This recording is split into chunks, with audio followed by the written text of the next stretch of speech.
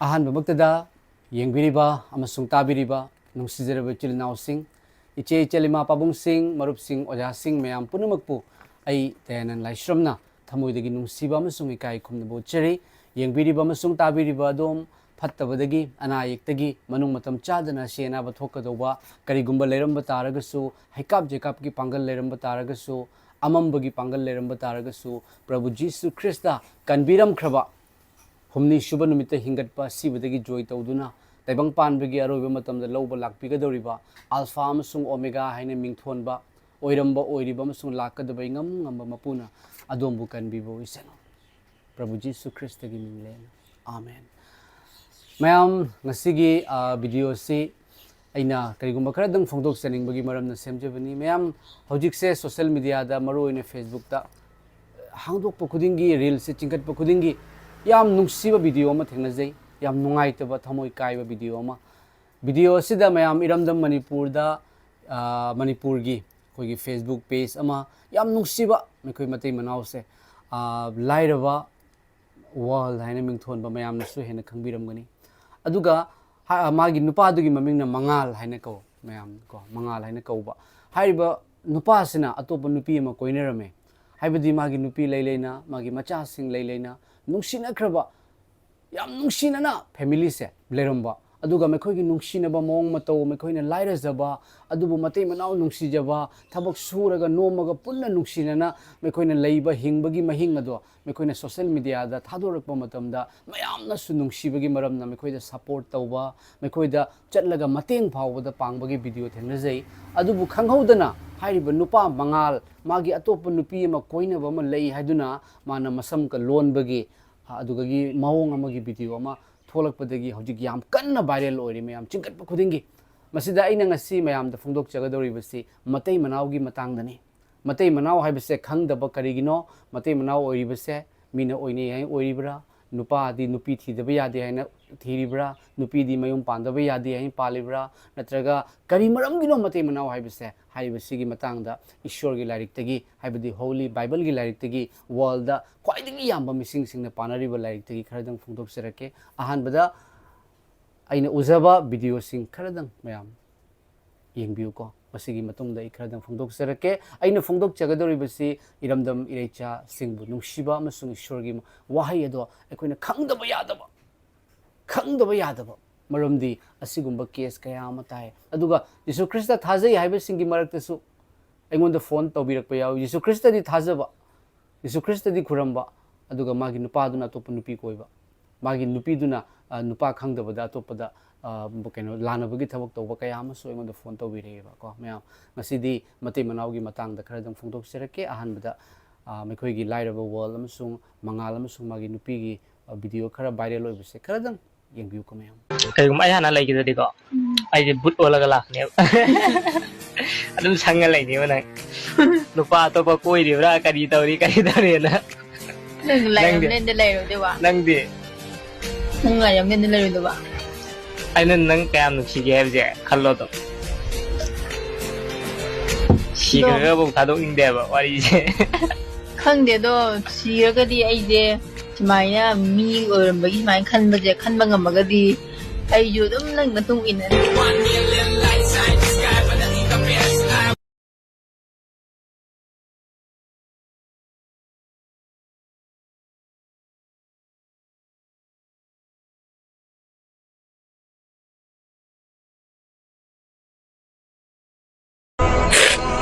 Sabay thadog Chadana Ringdam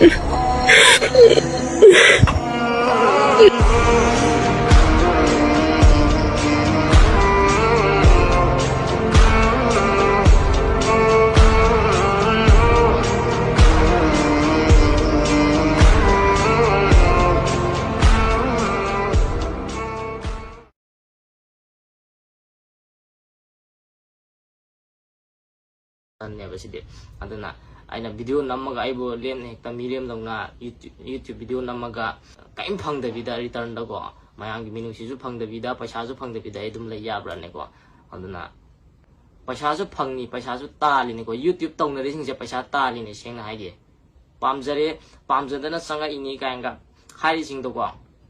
पामजबगीसुनेबको अदुबो main ओइना कइगिनो हाइकान पैसागिनेबा पैसाजु याम चंगेबको नुपीगिदी आई इपुरोइबना लुना तौबिबा इपुरोइबना लुना तौबिरिंखाइ नुपीनासु आई इपुरोइबगी सेवा फजन तौरे अनिमक्सि पुना चटमिनाबा ngaतनी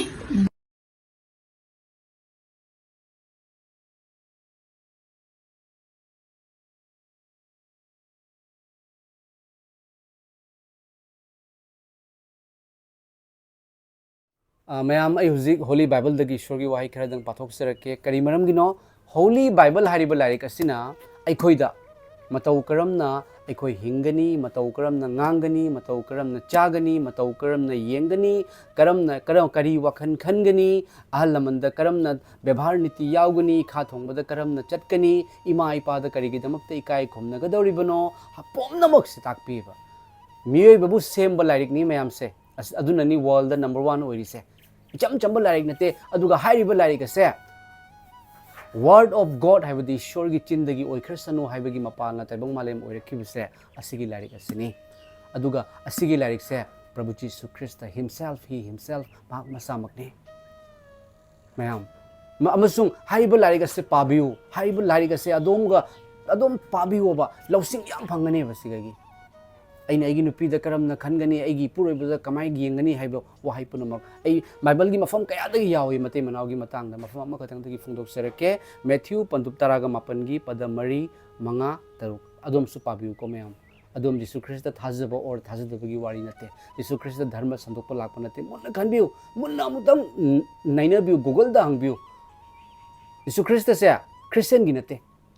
की नते जीसु की चिंदगी सेबोक सिंग की चिंदगी क्रिश्चियन है हाइरमदे यादबसिंगना थोनखिबनी ख्रिस्ट की तुंगिनबदो क्रिश्चियन है अंतियोक्ता जीसु ख्रिस्ट दी मियोइबगी दमक्ता पाप कोपीनबा लाक्पा मपुनी अदोम जीसु ख्रिस्ट थाजदे एगी नते हाइन खनबिगनु से क्रिश्चियन की लाइक नते मियोइबगी लाइक नि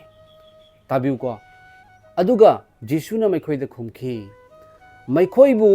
सेम्बीबा महाक अदुना अहौबदा मैखोइबु नुपा अमसुंग नुपी ओइना सेम्बीकी हाइबा असि नैखोइना पाद्रब्रा तैबंग मालेम सेम्बीबा मपुना मियोइबा सेम्बीरकपा मतमदा नुपा सेमबा मतुंगदा नुपी मुक सेम्बीकी करिगी पुन्ना लैनबगी दमक्ता करिगी मचामसु पोक्चनबगी दमक्ता मैम सिगी अर्थ से खनबियु ईश्वर की वायन थुगाइबा कवे मते मनाव खाइनेबा तारगदी अदुगा महाकना हाइकी मरम अदुना निपाना महाकी ममा मपा थादोक्तुना महाकी नुपीदा नपसिनगदबनी अदुगा मैखोय अनि हक्चांग अमत्ता ओइगनी मते मनावगी मरी से इमा इपा नुसी मैम इमा इपा नुसीद्रा अदुबु मते मनावगी मरी सिदी इमा इपा की मरी दगिसु हेना चेले करिगी मते मनावदो हक्चांग अमत्ता ओइदुनी मते मनावदो अदुदा मागी अखोइगी इमा इपादा हाइबा याबा हाइबा यादबा चावरकपा मतमदा लay अदुबु मते मनावददी लैतेबको फमुंग अमतदा हिबिनदुइनी अमसुंग मते मनावदगी नुंसीबा मचासिंग पोलुक्तुइनेबको हाइबा इमा इपादो अथोइबनी इमा इपाबु काई खुमनो इमा इपाना तैबंग पानबदा अखोइबु सेम्बिरकपनी अदुबु ईश्वरना हाइरिबसे हाइबा मते मनाव अदुदी हक्चांग अमत्ता ओइगनी हाइरिबो हाइसिगा खनबिउ मैम हक्चांग अमत्ता ओइगनी अखोइगी खुद खोंग मिट ना अखोइगी हक्चांग की पार्ट से असे खुद से सिगा पटलाउना कथलुबको अइगी हक्चांग अपुंबा नानी अइगी हक्चांग अपुंबा सोंदगनी अमसुंग सिकखिबा मतमदा सिंगली तत्पगी मरमना शिबसु याय अदुना मतै मनाव हाइबसे हक्चांग अमत्ता ओहेले हाइबगी अर्थदी ईश्वरना यंगकपा मतमदा हाइबा मतै मनावदो तोंगान बा सोल थवाइदी लई अदुबो हक्चांग अमत्ता ओइना उई हक्चांग अमत्ता ओइरबनी हाइबा वाहे से मीसिंगना खंगदबगी मरमना खाइनरे नुपी लैना अतोप नुपीदा कोइरे नुपा लैना अतोप नुपादा लानबगी थबक तौरे मदो कनागी असाउबनो ईश्वरगी असाउबनी हाइबा ईश्वर से लई हाइना अदोमना खनबीबा याबीबा तारगदी अदोमना अदोमगी नुपीदा वाहल्लिबा अदो ईश्वरगी असाउबनी अफबा achumba अखोइ लौसिनमिनसे हक्चांग अमत्ता ओइरगा खाइदोकनबा याब्रा हक्चांग अमत्ता ओइना खाइदोकनबा तारगदी सेगाइगनी सेगाइबा तारगदी शिगनी हाइरिबा इमुंग अदो नुंगाइ याइफबा ngमोय मदमदी ईश्वरगी अनिंगमा नतेबा मयाम से ईश्वरना ताकपिरिबसे यंगबियोबसे होली बाइबलना ताकपिबनी मरम अदुना मैखोय अनि ओइद्रे अदुबु हक्चांग अमत्ता ओइरे मरम असिगी दमक ईश्वरना तिनाहनख्रबा मैखोय अदु मी कना अमत्तना खाइदोक्तसनु आमेन सेसिगा Matthew chapter 19 verse 4, 5 and 6 yam ten na phongdok chabani hakchang ani nate amata oigani maram aduna ishor na tinahan kraba adu mi kanamata na khaidok ta sano haibadi khaidok pagi ayaba nupa da su leite nupi da su leite masida matay manaw oiraba matungda karam na hingani bible na muksu hairi nupi sa napuroi bado kwaidagi athoi bani haina khallaga ikai khumno hai ishor gumna ikai khumno hai napuroi bada aduga napuroi basa na khoi gi nupi bu hiram punumakta nungsibiu hai ason mani khanduna nungsibiu nupi na mama mapa thadok tuna magi mayum thadok tuna magi poglakpadagi lairakliba chahi adudagi yam sangna magi nupa aduga khangnadaba nupa ngahaki nungsine haina punsi chupa leirani haina laini bako magi mama mapa thadok tuna asigi wahai se khanbiuba miebegi punsida harauba nungaiba tongan ba condition kaya ama lakpa matamda ai nungaitre haina ai nupi leilena ai nupi na ngonda ai na haiba india na to nupi koina ba yabra ishorgi akiba leibagi mathau tai ishorna aikhoibu lei amasung siba loiraba matungda su loiba natri haiba wahai se jengbiu khwaidagi achouba dharma singda phongdok pibani aduga ishorna su phongdok pireba ngasi aikhoina mayam ngasi ina haijaribusi adum tabiyu ko aroiba faubada aikhoina nokpagi comedy gi khatnabagi akampet ngangbagi video matani hojik social media da ishorgi wahai khradang tabiyu mem ko aikhoina matay manaw haibase leiminaba matamda awabasu lakani nungaibasu lakani khatnabasu lakani leiminaragadi adubu aigi nupi natraga aigi nupa se aigi damakta ishorna pirabani haiba mapangni haiba hakchang amatta oirabani haiba se kawgonoba ishorna ohenbiba amatta do khaidokabase ishorgi asaubneba maramaduna aikhoina jengbiu adomna lambida bike thawba matamda adom helmet uphauranu abu driving license puhauranu traffic police na phaba taragadi chalan pidaba yaroi chalan pidragadi jail da thamba yai adugi right lay traffic police ki mafamda ngasi adom na tawriba aran bado mioi mayam na yadrise mioi mayam na yanarakdise karigino mioi bigi nungda hai bai shor du dilai bane mioi mayam na yarakta bai base shor na yarakta bane maramaduna aikhoina traffic rule thugaiba matamda bike thawbabu oiro car thawbabu oiro aikoi chalan pidaba yaroi aikhoina ishorgi mafamda tawba aran basing adugi chalan aikhoina pidaba yaroi pap ki tawmal du shibani mado pap kawi aigi maramna kanagumba mabu thamoi nungai handaba wahanba adugi right kanamda leite amasung mekhoigi family di yamna lairabagi condition nungsinabado uba matamda mayamna support tawkibani aduga atopa nupi koinaba ka haibo haisidi yamna yadabani aduga masigi mekhoigi family khakta nate ko aigonda mayam phone tawbirakpasu yawe adomna adomgi nupida minamlaba adomna adomgi nupada minamlaba nupana khangde nupina khangde haina tawraba auba malay hairiba mapu aduna soiduna wailakani adona adomgi nupida otpiraba adomgi nupada adomna thamoi na hallaba adugi laman adugi dandi adugi cherak soiduna ishorna pirakani mahakti achummani maram aduna karigumba ngasigi video sida aikogi mangal hairiba chilna usina yengbiba taragadi aidi ishorgi thawal tawjai prabhu jesu christa gi ai dharma punamang ikai khumnajai maitei aikogi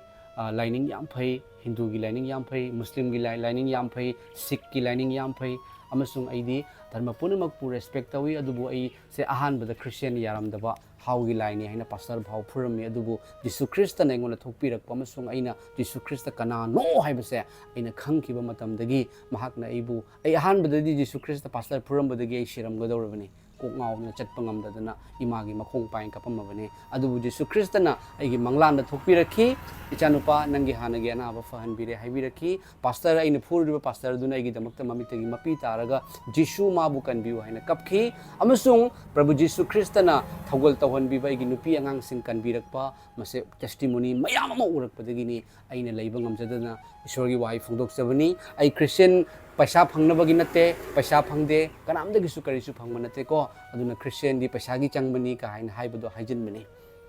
christian oiraga ai nangana awana da mateng pangibani maramaduna brother mangal adom da yam nungsina ichilinaugumna haijabani ko adom na karigum nupi koine ramba taragadi adugi nupi do adu afaba nupi haina kauba yade mana adom gi nupi leina adom gi angang leina yum thugaina ba honarakpani haiba nupi du thadoko almado ishorgi aning manate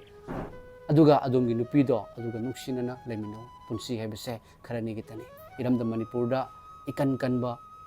nupi angangsing mayam ama lana sina maram oiraga leikidre ko taibang panbase khalluba matamda karisu nate kharanigi punsini adom amasung adom gi nupi na nungsin na leiba uba matamda mayam na mateng pangibani hojik su matam hendri matam helen bigano fattaba na ngaman bigano haiba nupi aduna adomda fattaba gi lalong silakpani haina khanjai nupi do kanano kari noi khangjaba nate adubu ne khoi gi family bu nungsi jabagi haijabani thagachari masigi aina phongdokchariba wahai khara sina adomda amasung yengbiriba mayamda thabak subibo oisanu luhongdringai da khanbiu ngahak nungsinare haiduna luhongano luhongdringai da khanbiu luhongba leiminaba haibse ngahak ki sanapot nate jamla khanna khanbiu aduga luhongdringai da luhonglaba matungda tawgadaba thabak luhongdringai gi mamangda tawbiganu masina yamna asoiba lakani ishorgi mideng dasu achumba nate maramaduna luhongdringai da fazana munna khallaga luhongbiu luhongkiba taragadi khaidoknabagi ayaba ishorna pide haibase kaubiganu thagachari adomgi family amu nahawna na punsinba oisanu aduga miyoibada landaba soidaba ngamanate lalagasu amuk ai lale haina khangaga hanadagi hela nungsirakpasu oisanu ko akoigi Facebook page Lairaba world yamna nungsi tabadasu aduga brother mangal amasung magi loinabi nekoina yengbiba taragadi nekhoi nungaina amuk punna nungsi chanana lebiu ko ekhoi aina su ishorda haijari aduga yengbiriba mayamnasu mekhoi damakta ekhoi prayer tawminasi aduga mekhoina yauba yanabagi damakta su share tawbiram thagachari mayam yengbiriba punna mapu amukasu nai kai khumnajari